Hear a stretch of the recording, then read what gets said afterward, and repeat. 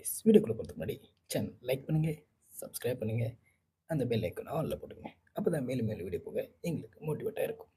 Hello guys, welcome back to Tamil dubbed anime. இத்தனை நாள் video quality இல்லாமல் இருந்தது. அதுக்கு சில பிரச்சனை இருந்தது. அதுக்கான காரணங்கள் மைக்காக இருந்தது. ஸோ இப்போது ஒரு புது மைக்கை வாங்கியாச்சு. இனிமேல் உங்களுக்கு வீடியோ குவாலிட்டியாக வரும்.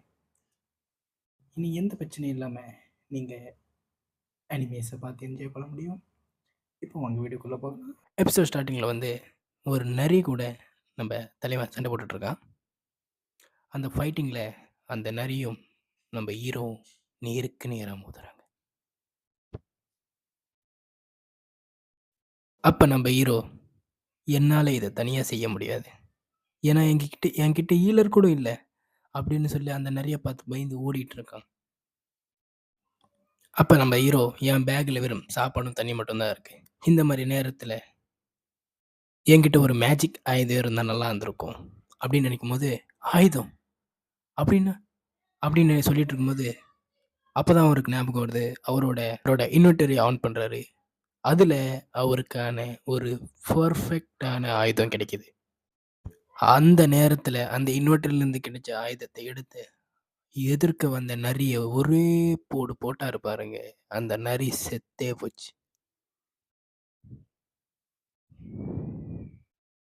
அப்போதான் நம்ம ஹீரோ, எனக்கு இந்த ஆயுதம் எப்படி கிடைச்சிச்சுன்னு எனக்கே தெரியல அப்படின்னு அந்த நோட்டிஃபிகேஷனை செக் பண்ண, கிம் அதுக்கு 3 மில்லியன் கொடுத்ததா சொன்னதா எனக்கு ஞாபகம்.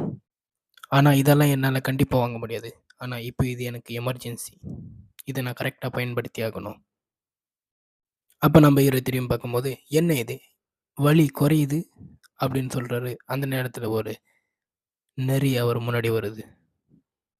அப்போதான் நம்ம ஹீரோ, என் கையில் ஆயுதம் இருக்குது, எனக்கு பயம் இல்லை அப்படின்னு அந்த ரெண்டு நரியும் ஃபேஸ் பண்ணலாம் நம்ம ஹீரோ நிற்கும்போது அந்த கத்தி கீழே மாட்டிக்கிச்சு. வா வெளியே வா அப்படின்னு அவர் கதற அந்த கத்தியை பிடிச்சி இழுக்கிறாரு. அந்த கத்தி ரொம்ப பலமாக அந்த மண்ணில் மாட்டிருந்தது. அப்படியே ஓங்கி அந்த கத்தியை எடுத்து ஒரு வீசுவார் பாருங்க. அந்த நரி அந்த கத்தியை வாயாலே பிடிக்கும் பாருங்க. ஸ்டன் ஆகி நிற்பார் நம்ம தலைவன் அந்த இடத்துல. என்ன கூஸ் பம்ப்ஸாக இருக்குன்னு நீங்களே பாருங்க. அப்போ நம்ம ஹீரோ, எனக்கு இப்போதான் இந்த வால் கிடைச்சது, இதை விட்டுட்டு வேற எதனா போய் மெல்லு அப்படின்னு அந்த வாலை பிடுங்கி அந்த 2 நரியும் குத்தி கொன்று போட்டுருவாங்க. அப்பதான் அவர் சொல்லுவார், அப்பதான் அவர் நினைச்சு பார்ப்பாரு. அப்போ நம்ம ஹீரோ, நான் இதை ஒத்துக்கிட்டே ஆகணும். இதுக்கு முன்னாடி நான் இங்கிருந்து பயந்து ஓடும் போது இங்க இவ்வளோ பலசாலியா இருக்கல அப்படியே நம்ம தலைவன் அந்த ஒரு நரியை திரும்பி பார்க்கும்போது அந்த நரியை துண்டாக்கானும் துணியங்கானன் ஓடியே போயிடுச்சிங்க. அப்பா எல்லா நரியும் முடிச்சிட்டோன்னு நம்ம ஹீரோ உட்காந்துட்டு இருக்கும்போது நோட்டிஃபிகேஷனா அவர் லெவல் 2க்கு போயிருப்பாரு. அப்போ இது டெய்லி குஷ்ட முடிச்சிருச்சு அப்படின்னு அவருக்கு ஒரு நோட்டிஃபிகேஷன் வந்திருக்கும். அப்போதான் அவர் நினச்சி பார்க்குறாரு, இது உண்மையான போர், அதனால தான் என் காயங்கள் ஹீல் ஆகிட்டு வந்துட்டுருக்கு அப்படின்னு.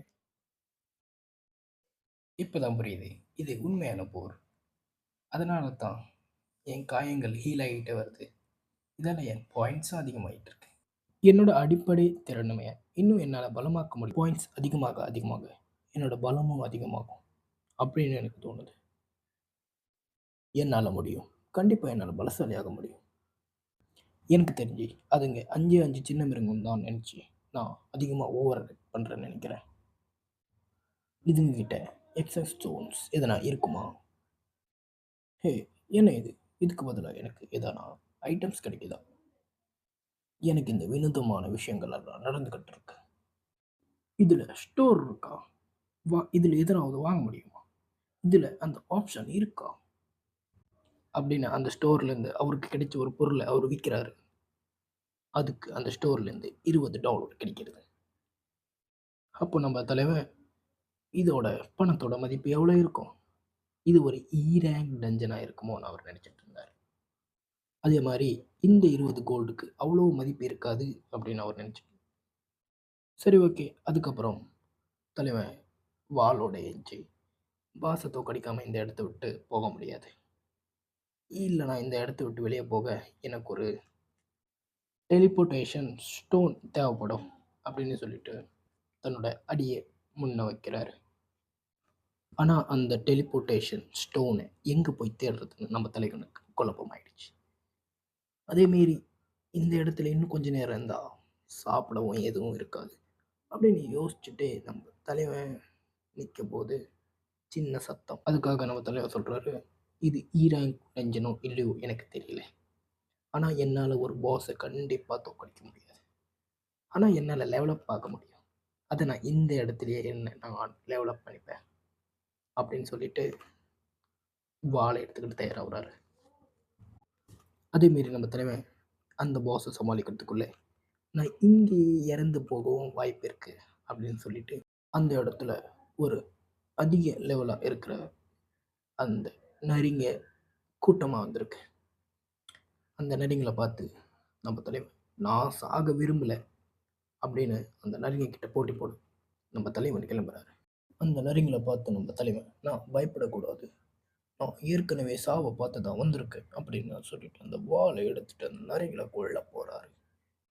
அதே மாரி நம்ம தலைவன், "நான் அவ்வளோ சீக்கிரம் தோல்விய ஒத்துக்க மாட்டேன்.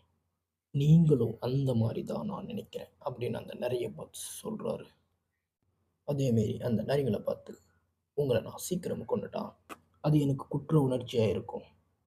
தகுதி பெற்றிருக்கீங்க. ஆம். நீங்க ஹண்டராக அம்மாவோட ட்ரீட்மெண்ட் செலவை என்னால பாத்துக்க முடியும். எனக்கு இன்னும் ஒரே ஒரு வாய்ப்பு கிடைச்சா நல்லா இருக்கும். சண்டை போடலாம் வாங்க. தீவிரமா சண்டை போட நான் தயார். நம்ம உயிரோட இருக்கிற வரைக்கும் முடிஞ்ச அளவுக்கு நம்ம போராடணும். என்னால எந்த அளவுக்கு ஆபத்தா இருந்தாலும் அதை நான் எதிர்கொள்ள தயாராக இருப்பேன். இன்னும் பலசாலி ஆக முடிஞ்சா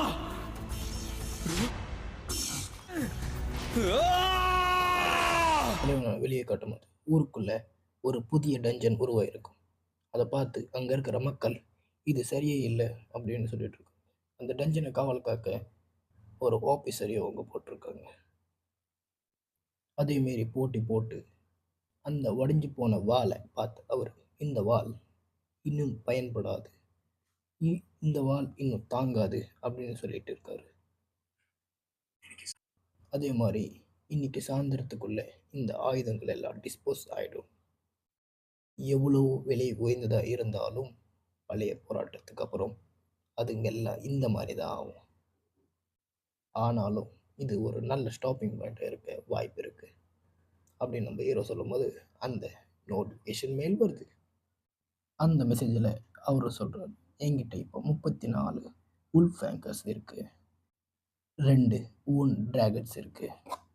ஒரு ஒரு டிராவலர் கிளாக்கும் இருக்கு. அதோட ஆச்சரியப்படுத்துற விதமா டெலிபோர்டேஷன் ஸ்டோனும் இருக்கு."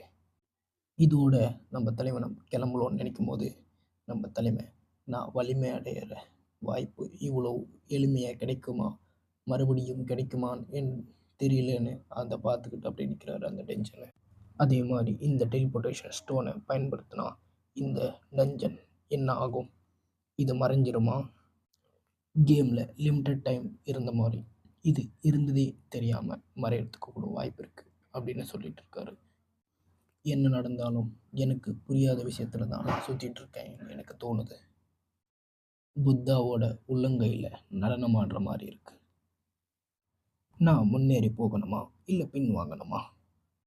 அதே மாரி நம்ம தலைவன்